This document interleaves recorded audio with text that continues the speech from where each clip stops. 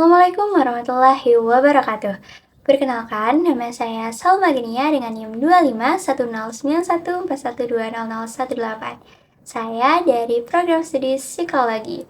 Dalam kesempatan kali ini, saya akan memaparkan tugas mata kuliah Bahasa Indonesia dengan topik tips untuk mengurangi overthinking pada remaja dan mahasiswa. Adapun judul yang saya angkat yaitu strategi psikologi dalam mengurangi overthinking pada remaja dan mahasiswa. Dalam pemaparan kali ini, saya berpendapat bahwa overthinking dapat dikurangi melalui pengelolaan pola pikir, pengaturan emosi, hingga penerapan strategi perilaku secara terstruktur dan terarah.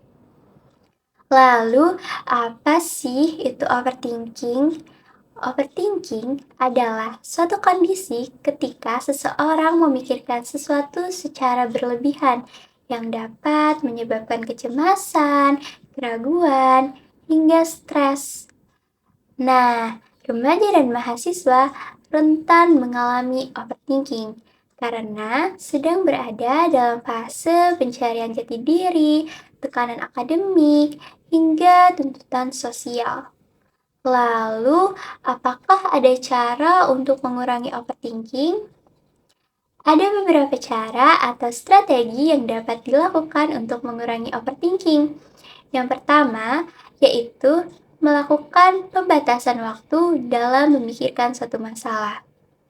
Biasanya, remaja dan mahasiswa yang sering mengalami overthinking biasanya seringkali terjebak dalam ruminasi, yaitu memikirkan sesuatu yang sama secara berulang-ulang tanpa adanya solusi.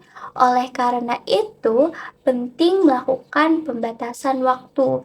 Misalnya seperti 10-15 menit khusus untuk memikirkan sesuatu masalah. Lalu setelah itu akan beralih fokus untuk mencari upaya ataupun solusi. Jadi, tidak hanya berlarut-larut dalam suatu kekhawatiran. Lalu, strategi yang kedua, mengembangkan pola pikir yang realistis. Remaja dan mahasiswa seringkali memiliki ekspektasi yang tinggi terhadap diri sendiri, dan ketika harapan tersebut tidak dapat terwujud, maka akan muncul kekecewaan yang dapat menimbulkan overthinking. Oleh karena itu, penting untuk mengembangkan pola pikir yang realistis, sehingga seseorang dapat belajar bahwa tidak semua hal harus berjalan sesuai dengan yang diharapkan.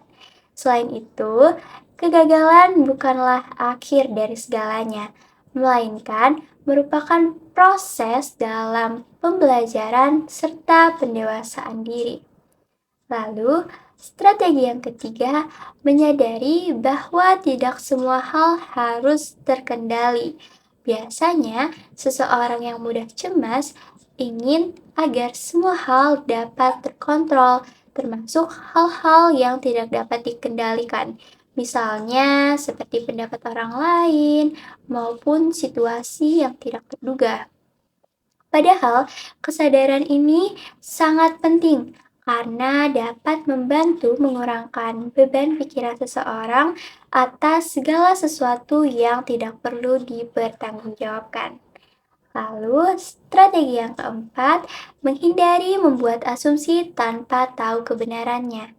Biasanya, overthinking muncul karena adanya pikiran-pikiran negatif. Misalnya seperti merasa diabaikan ketika pesan belum dibalas. Padahal, bisa saja orang tersebut sedang sibuk atau memiliki kegiatan yang lain. Oleh karena itu, penting untuk tidak membuat asumsi sebelum tahu faktanya terlebih dahulu. Lalu, strategi yang kelima, melakukan aktivitas produktif. Misalnya seperti berenang, berolahraga, menulis, ataupun melakukan hobi lainnya. Dan strategi yang terakhir atau strategi yang keenam yaitu menulis jurnal emosional. Dalam menulis jurnal emosional ini, seseorang dapat mengolah pikirannya, mengetahui sumber dari kecemasan, hingga dapat membuat solusi secara rasional. Mungkin itu saja yang dapat saya sampaikan. Kurang lebihnya saya mohon maaf. Terima kasih. Assalamualaikum warahmatullahi wabarakatuh.